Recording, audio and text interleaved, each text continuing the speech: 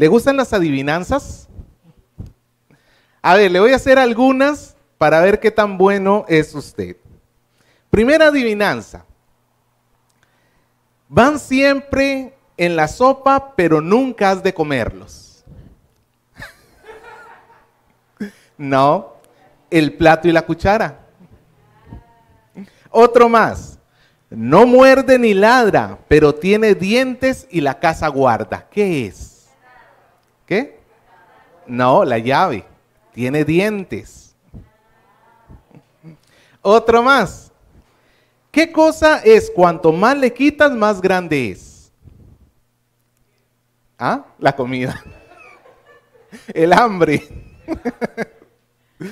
Entre más le quitas, más grande es.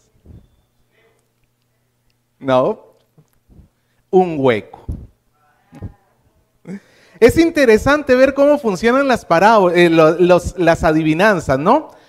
Inicialmente no tiene mucho sentido, pero una vez que usted escucha la respuesta, entonces dice, era así, ¿no es cierto? Jesús utilizó algo similar, pero él utilizó no adivinanzas, sino parábolas.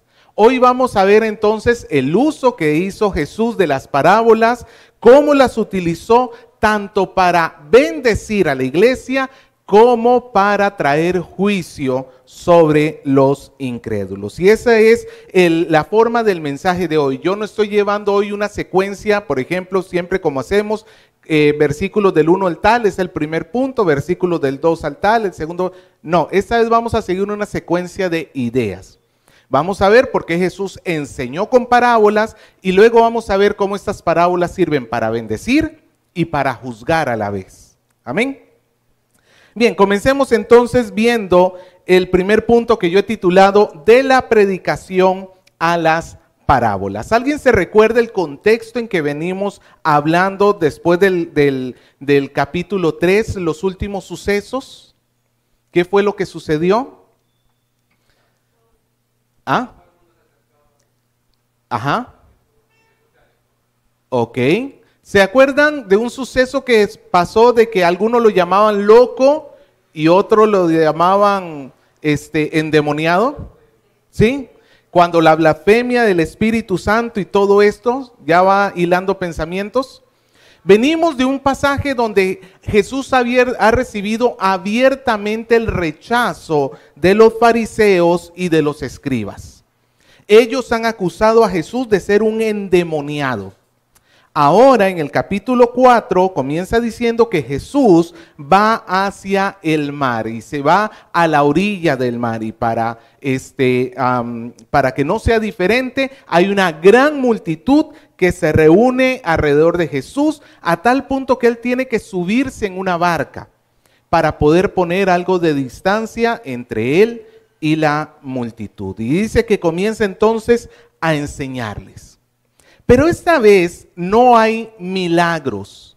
Esta vez en todo este capítulo, por lo menos en esta parte de la historia, no se nos habla de que Jesús sanó o liberó a alguien. Esta vez Jesús está completamente centrado en la enseñanza. Ahora, ya en el capítulo 1, versículo 38, Jesús había dejado en claro que la prioridad de su ministerio no era sanar gente. La prioridad de su ministerio, ¿cuál es? La enseñanza. ¿Se acuerda cuando le dijeron, vamos porque te están buscando mucha gente? Y Jesús dijo, no, vamos porque me es necesario predicar en otras aldeas. Así que la enseñanza formaba parte fundamental de la labor de Jesús. Es a través de la enseñanza que Él está mostrándole al mundo entero, en este caso a los judíos, que Jesús es el cumplimiento de las profecías del Antiguo Testamento. Todo lo que decía el Antiguo Testamento, ¿en quién se cumplía? En Jesús.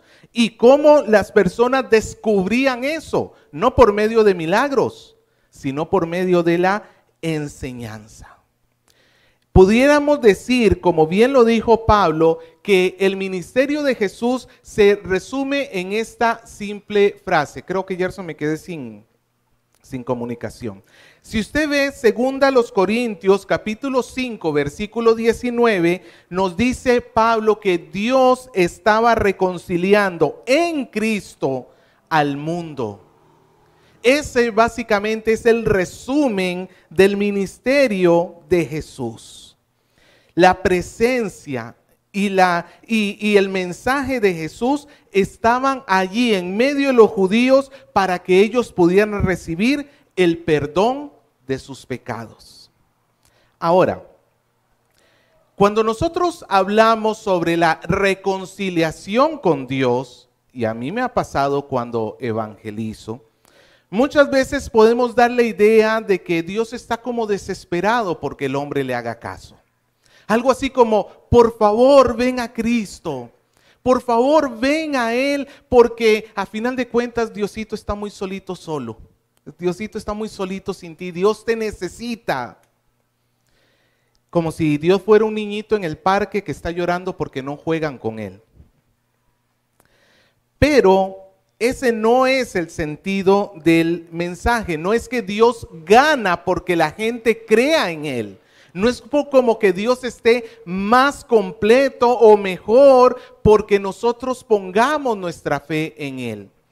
Al contrario, en realidad el sentido del mensaje del Evangelio es más similar a un rey que tiene delante de sí a un grupo de traidores que fueron capturados en medio de su traición. ¿Qué merecería un traidor? Usted sabe que en este asunto de la guerra entre Ucrania y Rusia, hace poquito han ejecutado a una persona de Ucrania porque descubrieron de que estaba de espía de Rusia y lo ejecutaron. ¿Qué merece un traidor? Pero en lugar de inmediatamente mandar a ejecutar a este grupo de personas por traición, el rey decide darles una oportunidad y les dice que si ellos abandonan su traición y se vuelven sus súbditos, y juran lealtad al rey, el rey les va a perdonar la vida. ¿Sabe, amado hermano? Eso es más parecido al mensaje real del Evangelio. No es que Dios gana si yo creo en Él, es que nosotros somos los que ganamos cuando ponemos nuestra fe en Él. Y eso es lo que el Señor está trayendo, es el mensaje de reconciliación entre Dios y el hombre, entre el hombre que le ha dado la espalda a Dios y un Dios que en su misericordia, no por deuda, está dispuesto a perdonar los pecados de los hombres en Cristo Jesús. Ahora, ¿cuáles son las reacciones que hay frente al mensaje del Evangelio? Podemos resumirlas en dos, solamente en dos. ¿Cuáles cree usted que son? Aceptar, muy bien. ¿Y la segunda? Rechazo, punto. No hay más. Veámoslos al revés de como ustedes lo dijeron. Por un lado están los que rechazan. ¿Quiénes son los que rechazan la palabra? Los que habiendo escuchado, por un lado puede ser que sean indiferentes, ¿no? Sí, qué bonito, pero a final de cuentas no me sirve mucho. O puede ser que sean los que rechazan abiertamente, como en este caso que estamos viendo en el contexto del libro, los fariseos y los escribas, que abiertamente le habían dicho a Jesús que él era un endemoniado. ¿Cierto? Ahora, por el otro lado, tenemos a los que reciben el Evangelio, los que aceptan el Evangelio, los que escuchan y creen en su corazón. Ahí en medio de la multitud tenemos a los discípulos y tenemos a los apóstoles, personas que están siguiendo de corazón a Jesús. Ahora, recuerde que Jesús está rodeado de una gran multitud. Y no es que de este lado están los que rechazan y de este lado están los que reciben. No, están revueltos. ¿Usted se acuerda cuando Jesús habló del trigo y la cizaña? ¿Cómo se revuelven entre sí y no quiere arrancar uno por miedo de arrancar el otro? Pues en cierta manera es lo que sucede aquí. Tenemos a un grupo de personas que están revueltos, algunos de ellos creen de corazón en Jesús y otros le rechazan. Le rechazan con indiferencia o le rechazan abiertamente. Ahora, para esto, para evitar que arrancar trigo con cizaña, Jesús va a utilizar las parábolas. Las parábolas van a ser instrumento del Señor para traer juicio a los que le rechazan y para traer bendición a los que le aceptan. Todo en una sola acción, la parábola.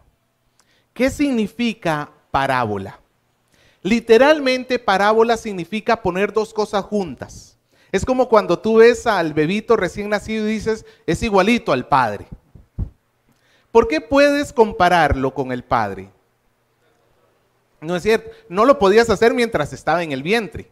Bueno, aunque ahorita con las ecografías como están, ya se está comenzando a hacer eso, pero en sí mismo tienes que esperar a verlo y poderlos comparar y decir, no, la vive imagen de su papá, ¿no es cierto? Ahí José. Parábola significa eso, poner dos cosas al costado, una junto a la otra, en la cual se puede comparar algo. Y tienen una gran ventaja, porque tú puedes explicar algo que es muy extraño o difícil de entender a través de algo que es bastante común y fácil de entender. Por ejemplo, a mí me sucedió hace ya algunos años cuando estaba conversando con una pequeña niñita y esa niñita tendría como 3 años. Y entonces ella me preguntó, ¿dónde vive mi tío? Su tío vive muy lejos, en otro país, en Europa, lejos. Ahora, ¿cómo haces tú para enseñarle a una niña de 3 años el asunto de distancias?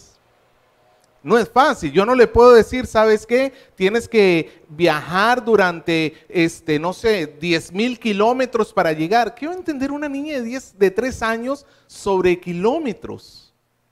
¿Sabe lo que hice? Pues traté de hacerle una comparación. Estábamos en una mesa, entonces agarré un vaso y lo puse y le dije, mira, esta es mi casa. Ella sabe perfectamente dónde vivo.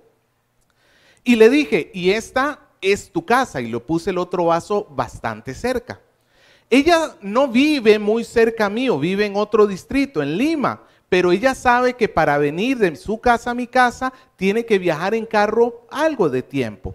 Pero al ver los dos vasos juntitos, le daba una idea de las distancias. Ahora me levanté y me fui hasta el otro extremo de la mesa y le dije, aquí vive tu tío. Lejos, lo más lejos que pude. De esta manera yo traté de enseñarle a esta niñita el concepto de la distancia y que no era tan fácil que su tío viniera todo el tiempo, porque pues obviamente cualquier niño quiere ver a su familia pronto, ¿no es cierto? Ya le pude explicar que era muy lejos y que no bastaba un carro, sino que se tenía que tomar un avión para poder venir. Ahora, pregunto, así con toda la imperfección que ha sido mi parábola, ¿se logra entender lo que le quise decir a la niña? Ahora imagínese por un momento que yo no le he contado nada de la historia de la niña y de los vasos y de lo que representa cada vaso, y usted ve una mesa con 3 vasos así. ¿Qué entendería usted? Ok, habían 2 juntos y un rechazado, ¿no? En el otro extremo de la mesa. No se entendería nada si no hay una explicación. Eso justamente tienen las parábolas. Las parábolas tienen una enseñanza que está encriptada, que está ocultada y que no se puede llegar a entender a menos que se explique. Hay algo oculto en las parábolas. Jesús va a utilizar las parábolas entonces para traer tanto bendición como juicio. ¿Y cómo lo hace? Vamos a ver. Comencemos viendo las parábolas como medio de bendición. Leemos en el versículo 9. Jesús terminó la parábola del sembrador, que la vamos a estar viendo la próxima semana. Y lo primero que les dijo, terminando la parábola, es esta expresión que es un poquito rara. El que tenga oídos para oír, oiga. Tomemos eso de forma literal. Uno diría, pero yo tengo oídos y obviamente yo puedo oír. Jesús aquí está utilizando una expresión que lo que está invitando es que la gente pueda acercarse a escuchar la explicación de la parábola. Lo sabemos porque inmediatamente después, en el versículo 10, nos dice lo que sucedió después de esto. Nos dice en el versículo 10 que cuando Jesús estuvo solo, antes ¿con quién estaba? Con la multitud, incrédulos y creyentes todos juntos, revueltos. Pero ahora se separa, posiblemente en una casa. Él va adentro de la casa. Y Jesús dice que estaba solo, y los que estaban cerca de él, con los 12, le preguntaron la parábola. ¿Entraron las multitudes a buscar a Jesús para preguntarle la parábola? No. ¿Quiénes entraron? Algunos, los interesados. Algunos entraron a la casa y le dijeron, no entendimos la historia que nos has contado. El grupo enorme que estaba a la orilla del mar se divide en dos. Unos están cerca, unos son los que vienen dentro de la casa con el deseo de escuchar qué es lo que significa esta parábola, con el deseo de escuchar y saber de qué trataba todo esto que estaba diciendo Jesús. ¿Y los otros dónde se quedaron? Se quedaron afuera. Los otros se quedaron afuera, indiferentes del mensaje, y ellos no les importó a final de cuentas las palabras de Jesús. En otras palabras, ¿dónde se demostró la fe de estas personas? ¿Quién tenía fe y quién no tenía fe? Porque ahí sentados todos en la multitud, todos se veían igualitos. Pero ¿dónde se diferenció entre el que de verdad creía en Jesús y el que no cree en Jesús? Que los que creyeron en Jesús se pusieron de pie y lo siguieron luego. Y le dijeron, Señor, explícanos, explícanos. Vamos a ver lo que Jesús tiene para los que están dentro, para los que van dentro de la casa a buscarle. Los discípulos no entendieron la parábola y eso no es mayor problema. Nuevamente, si usted me hubiera escuchado hablar sobre los vasos y platos y todo esto, no hubiera entendido si no le hubiera explicado. Si cualquiera de nosotros hubiéramos escuchado la parábola del sembrador, ¿sabe que hubiéramos terminado? Por lo menos, ¿cuál hubiera sido mi conclusión final? Exactamente, yo hubiera pensado eso. Hay que saber dónde echar la semilla. Lo hubiera dejado simplemente en un plano meramente agrícola, ¿no es cierto? Literal. Jesús me está contando la historia de un hombre que salió a sembrar. ¿Ese era el fin de la historia? Por supuesto que no. Los discípulos no habían entendido, nadie había entendido nada, pero mire lo que dice el versículo 11. Dice, a vosotros os es dado saber el misterio del reino de Dios, mas los que están fuera, por parábolas todas las cosas. Ahí están los dos grupos, los vosotros, que son los creyentes que han venido dentro de la casa, y los que están fuera. ¿Quién reciben los vosotros, los que están dentro de la casa con Jesús? ¿Qué les dice Jesús que van a entender? Ellos van a entender el misterio del reino de Dios. La palabra misterio no es el mismo significado del que nosotros usamos cotidianamente. ¿Qué es un misterio para nosotros? ¿No es cierto? Algo que está oculto, algo que no sabemos, algo que está por allí y no lo entendemos. Eso es un misterio para nosotros. Para la Biblia, un misterio es algo diferente. Un misterio es algo que está velado, que está oculto, que no se puede llegar a conocer, pero que Dios saca para que la persona o las personas lo conozcan. En otras palabras, en nuestra definición de misterio es algo que está allí y yo no puedo acercarme. Pero en la definición bíblica es algo que está allí, que estaba escondido, pero que a Dios le ha placido mostrarlo, evidenciarlo, verlo.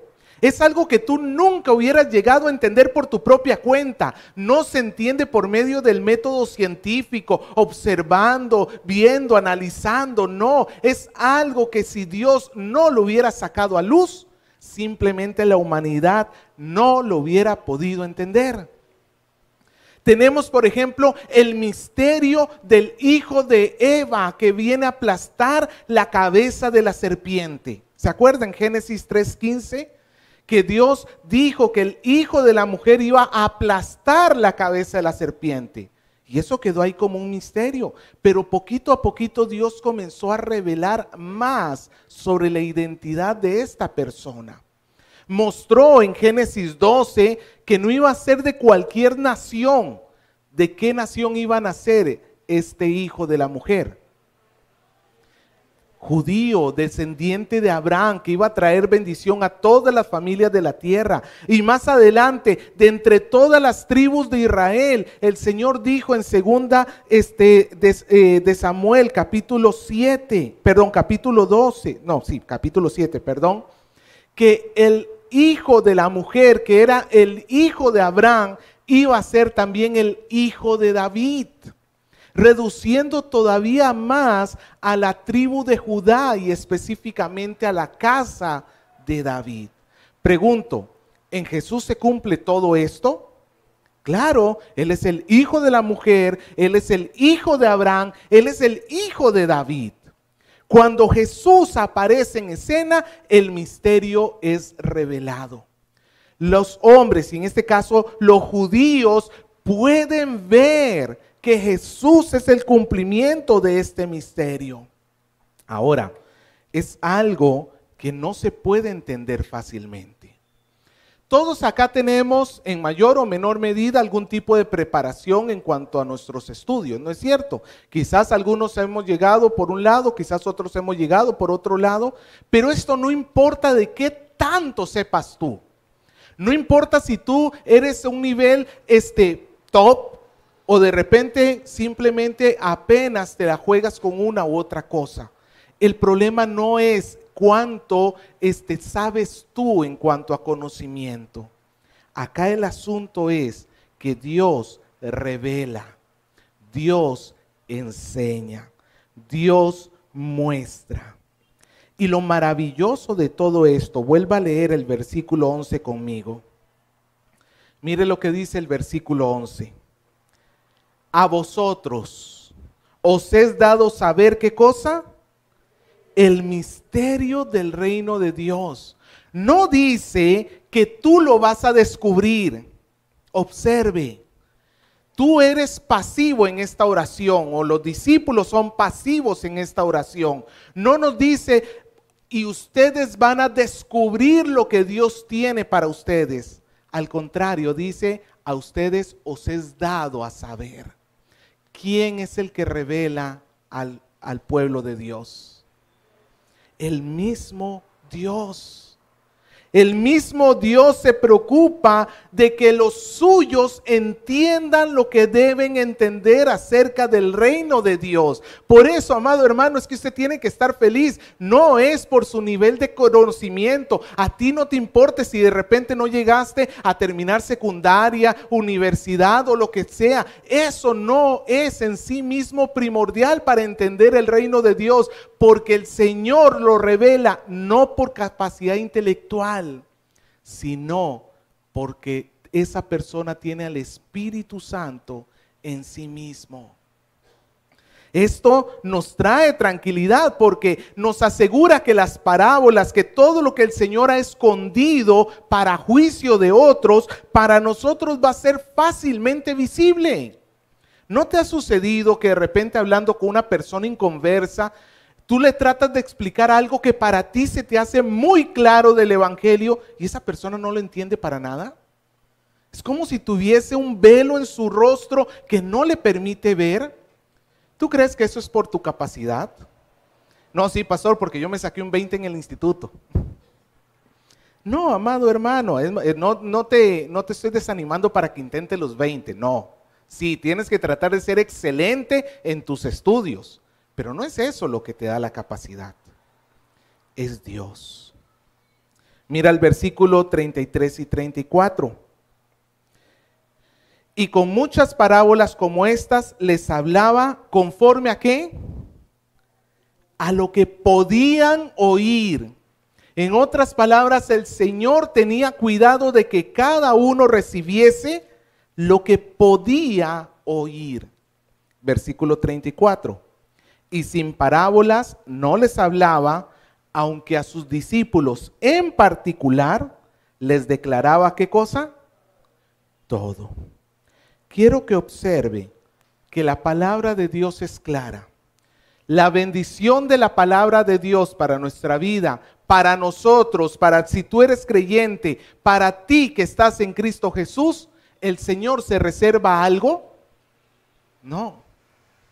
El Señor no es que dice, a ver, esto solamente lo va a entender fulano y mengano, el resto no les voy a dar a entender nada. No, el Señor da y da con libertad.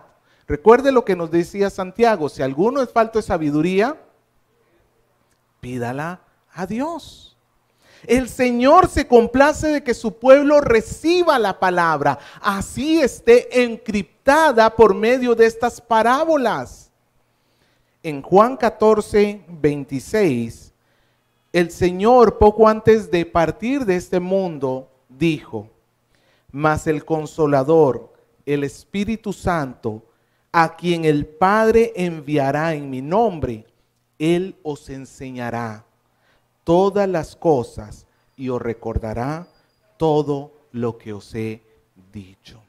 En ese sentido es que la Biblia dice que nosotros no necesitamos maestro.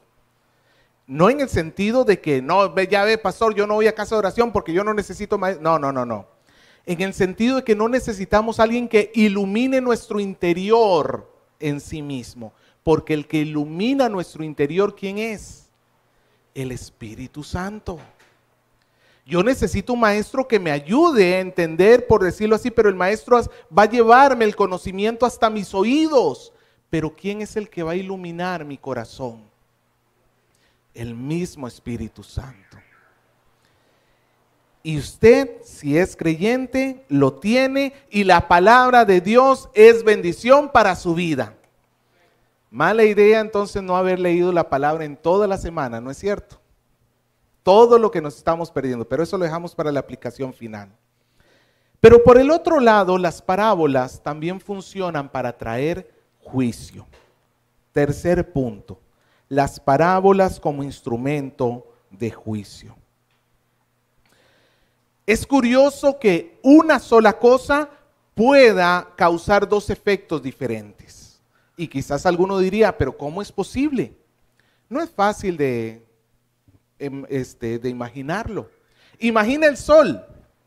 Ponga un poco de arcilla delante del sol y ponga un poco de cera delante del sol. Delante del sol, pero del sol fuerte. Así como en Tumbes, ¿no, José? ¿Qué hace el sol en la arcilla? La endurece. ¿Y qué hace el sol con la cera? La derrite. El mismo sol que endurece la arcilla, derrite la cera. La misma palabra que trajo bendición al corazón de los creyentes es la misma palabra que va a traer juicio en el corazón de los incrédulos. Recuerde que estamos hablando de personas que ya tienen un rechazo sostenido contra el Señor. No es una oportunidad, son muchas veces en que ellos están escuchando la palabra del Señor, ellos están viendo los milagros del Señor y su corazón, en lugar de ir en pos de Jesús, se va endureciendo cada vez más. Ellos no buscan entrar a la casa. Ellos no están dispuestos a ir tras Jesús y preguntarle qué es lo que significan sus palabras. ¿Y sabe por qué no lo están haciendo? Básicamente porque Dios no les está dando la oportunidad de que le sigan. Dios ha visto la maldad y la necedad de sus corazones, cómo han querido resistirle con todo el corazón, y en lugar de frenar en su gracia esa maldad para dar lugar a la fe, simplemente quita su mano para que ellos sigan caminando en la maldad que han escogido tener, en el rechazo hacia Jesús. Y ellos van a continuar en su deseo de rechazar a Jesús. En otras palabras, el mensaje para ellos queda oculto de tal manera de que no puedan tener fe. Busque por un momento Isaías capítulo 6, versículo 9. Son las palabras que Jesús utiliza en este pasaje. Isaías capítulo 6, versículo 9 y 10.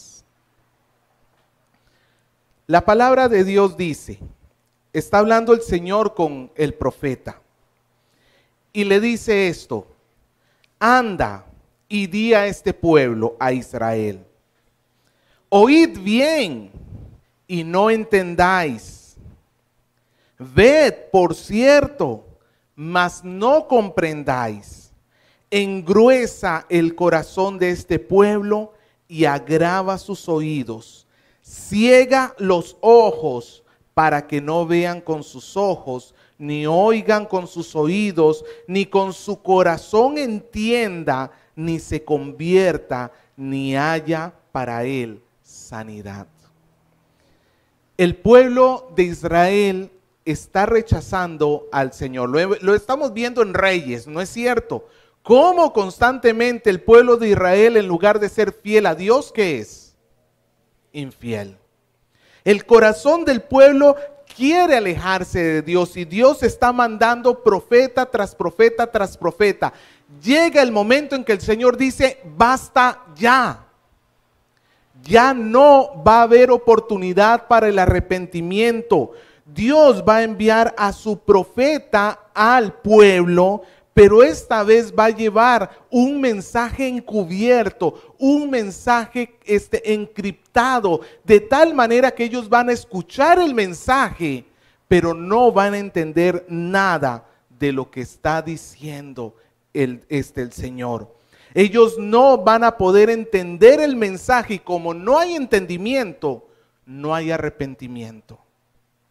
Y como no hay arrepentimiento, no hay perdón de pecados. Nosotros muchas veces tenemos la idea de que Dios nos debe perdonar. Es injusto que Dios le niegue el perdón a alguien, puede alguien pensar por ahí. No, amado hermano. Dios no tiene el perdón por deuda para nadie. De la misma manera de que el juez no tiene por qué perdonar al asesino. No tiene sentido decirle al juez: tú me debes perdonar. No tiene sentido. Dios no tiene por qué perdonar a los hombres.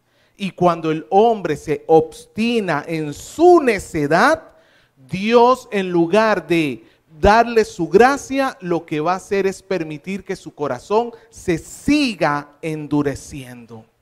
A tal punto que aunque escuche la palabra de Dios, ya en su corazón no pasa absolutamente nada. Y esto nos tiene que prender las luces de alerta. Todos nosotros estamos expuestos ahorita a la palabra de Dios, pero no en todos está funcionando de la misma manera. Algunos acá están en otro lado ya. Ya rechazaron, ya están en otro lado. Otros les va a entrar por acá, de repente se van a sentir un poco mal, pero una vez que estén fuera durante la semana, ya les importó lo que dijo el pastor el domingo. Y van a regresar a su vida como siempre. Y en otros van a escuchar, se van a lamentar, van a pedir perdón a Dios y van a acercarse a Dios. Pero amado hermano, va a llegar el punto, si tú sigues obstinadamente en que no vas a entender la palabra de Dios, es el juicio de Dios para estas personas. Estas personas ven, pero no perciben, oyen, pero no escuchan. Es como un poco burlesco por parte de Dios exponer a las personas, a estos incrédulos, a su propia condenación, a su propio juicio, y ni siquiera entienden lo que están escuchando. Me recuerda mucho el Salmo 2, cuando las naciones se reúnen para en contra de Jehová y en contra de su ungido, y en el versículo 4 el Señor dice: se reirá el Señor de ellos. El que está en los cielos se burlará de ellos. Eso es el juicio para los que le rechazan. Dios les quita los oídos para oír. Por eso Jesús dijo: el que tenga oídos para oír, que oiga. A estas personas Dios les ha quitado los oídos. Ellos no pueden creer en Jesús porque simplemente no escuchan el mensaje, y como no creen, no hay perdón para ellos. No hay arrepentimiento. En este pasaje vemos la soberanía de Dios sobre la salvación. Todos los hombres rechazan a Jesús, pero Dios es el que da oídos a uno y a otros no. Pero también en este pasaje vemos la responsabilidad humana, donde el hombre es el que escoge si desea ir dentro, siguiendo a Jesús, viendo a ver qué es lo que Jesús quiso decir, o simplemente le entró por acá y le salió por allá. Tenemos acá dos grupos, unos adentro, otros afuera. Los de adentro reciben la bendición de entender. Los de afuera, ¿qué reciben? Juicio. Amado hermano, ¿tú en cuál de los dos grupos estás? ¿Tú en cuál de los dos grupos estás? Lo que estamos diciendo antes, ¿dónde está la palabra de Dios en tu vida?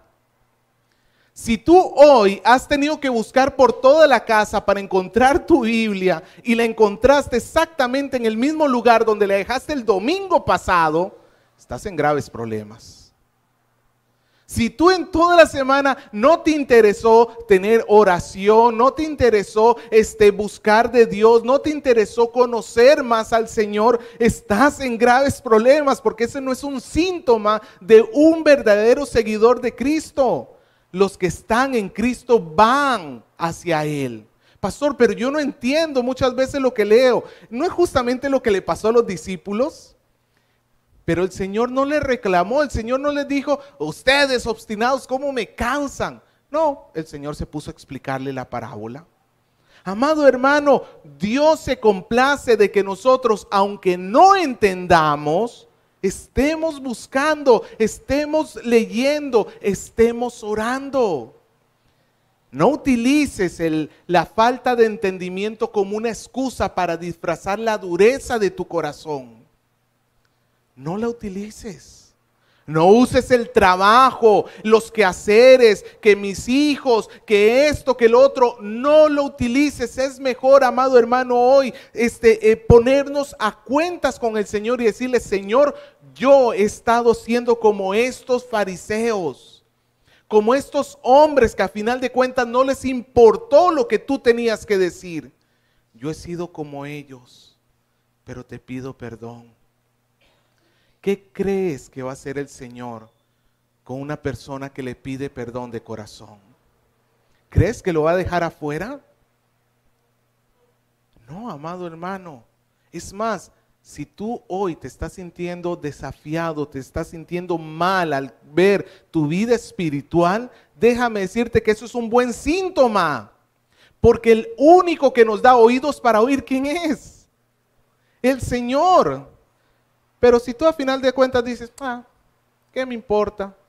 Bueno, déjame decirte que para ti estás ahorita recibiendo tu juicio en este lugar porque estás escuchando y no estás atendiendo, y el día que te tengas que presentar delante de la presencia de Dios, no podrás decirle, yo no sabía, yo no supe, a mí nadie me contó, yo no sabía qué. No, amado hermano. El enojo de Dios no es poca cosa, no es juego. No es juego. No es lo mismo que te hable una autoridad a que te hable un desconocido. Cuando una autoridad te habla, ¿qué debes hacer tú? Prestar atención. Cuando un desconocido te habla, ¿es necesario que le prestes atención? No. Es como cuando, por ejemplo, uno va en carro y por ahí estos que parquean carros, de repente te dicen, espérate, y tratan de detenerte para que otro carro salga. ¿Tú estás en la obligación de detenerte porque esa persona te lo está pidiendo? No, esa persona es un X, un nadie. No tiene autoridad. Pero ahora es un policía de tránsito que te hace así. Paras en seco, te detienes, porque ese sí tiene autoridad. Amado hermano, si es el pastor el que te está hablando, no le hagas caso. ¿Quién es? Es un X. Si es Dios el que te está hablando, párate allí y escúchalo. Párate allí y escúchalo. Tú no sabes si hoy es la última vez que Dios te da oídos para oír, y si tú rechazas, tu corazón va a ser como el barro endurecido. Vas a terminar duro en tu corazón de por vida. Dios nos dé oídos para oír, y Dios permita que nosotros no seamos de los de afuera, sino los que vayamos dentro.